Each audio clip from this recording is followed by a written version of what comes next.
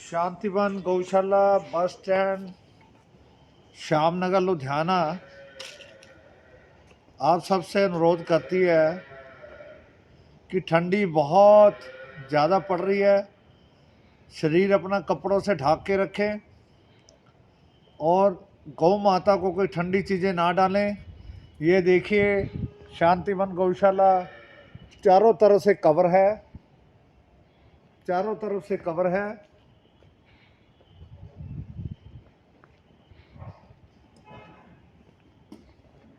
अब आपको अंदर की व्यवस्था दिखाते हैं।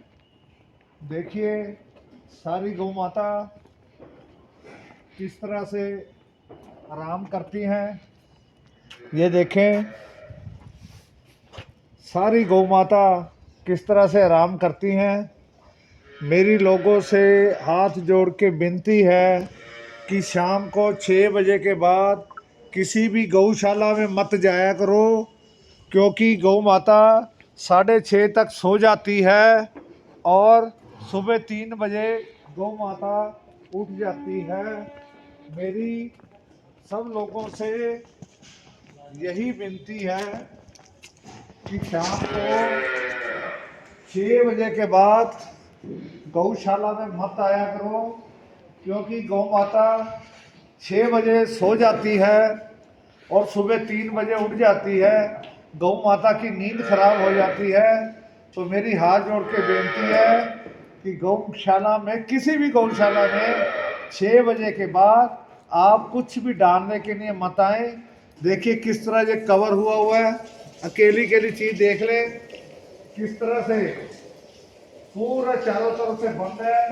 ये देखिए अग्नि लगी हुई है। ऐसे 3 कुंड बना के अग्नि जलाई जाती है। गौ माता को 6 बजे के बाद कुछ भी डाल लेना है, क्योंकि गौ माता 6:30 सो जाती है, सुबह 3 बजे उठती है। ये देखिए ये बाल बछड़े सोए हुए हैं, ये बाल बछड़े सोए हुए हैं।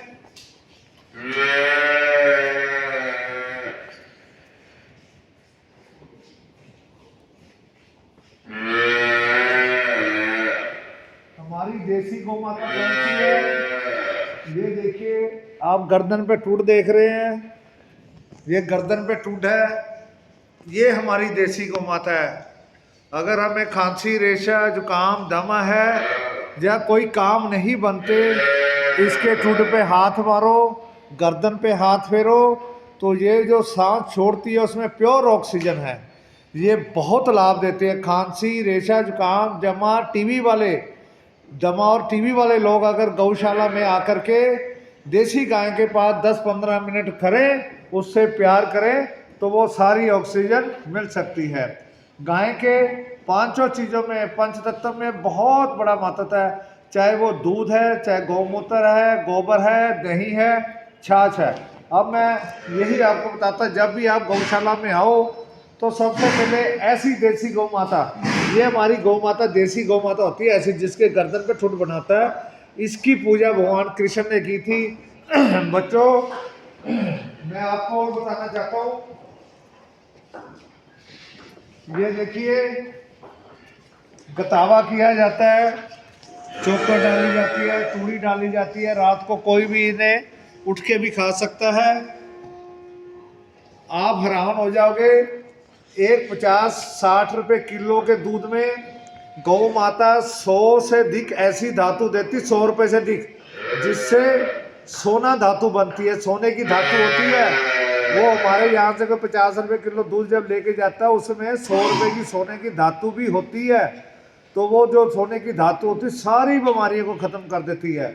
ये देखिए ये किस तरह विश्राम कर रही है। अगर गौशाला में आके कोई पाठ करते हो, हाँ मेरी जादू टोने करने वालों से हाथ जोड़ के बेनती है, एक तो साबुत कनक ना डाली जाए, बने हुए चावल ना डाले जाए, बासी चीज़ें ना डाली जाए, घर की गली सली सब्जियां रोटियां ला करके गौ माता को दे दी जाती है। क्या ये बड़ा पाप नहीं है? तो मेरी आप सबसे विनती है कि आप जब भी गौशाला आओ, चाहे कुछ ना लेके आओ, मगर गौ माता के प्रति श्रद्धा जरूर रखो। ये हमारी गौ माता, ये देखिए आप, ये सीधी है, इसकी गर्दन पे टूट नहीं है, ये देखिए प्लेन है, ये गौ माता प्लेन है, पूरी गर्दन पूरी पीठ देखो ये प्लेन है। इसको हम बलैती गौ कहते हैं, जर्मनी ब्रीड है ये। इसका इतना लाभ नहीं दूध का जितना लाभ कुबड़ वाली दूध का होता है। उसके पास खड़ो, वो कम दूध देती है।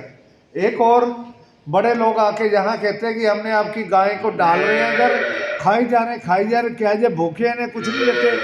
अरे नहीं मेरे गौ प्रेमियों, ठाकुर जी के बच्चों, देसी गौ माता को अगर आप खिलाओगे वो लिमिटेड खाती है, 3 टाइम खाती है, आधा घंटा। ये जो बलैती गाय है ना, ये देखो ये बलैती गाय है ना, इसको आप जब भी डालोगे ये खाती रहेगी, 24 घंटे भी खाती रहेगी। तो ये खाने में इनका कोई भी कैपेसिटी नहीं है, जितनी मर्जी खा ले। जो देसी गाय होती है वो लिमिटेड वो खाती है। ये देखिए ये हमारी देसी गौ माता है, टूटा है ना, ये टूटा है। तो मेरा कहने का भाव यही है कि आप गौशाला में आओ, चाहे थोड़ी चीज ले आओ। लंपी बीमारी की वजह से हम गुड़ को भी मना कर रहे हैं, क्योंकि गुड़ बहुत गर्म होता है, और गुड़ कोशिश करो सफ़ेद रंग वाला या काले वाला हो जाए, वो असर करता है।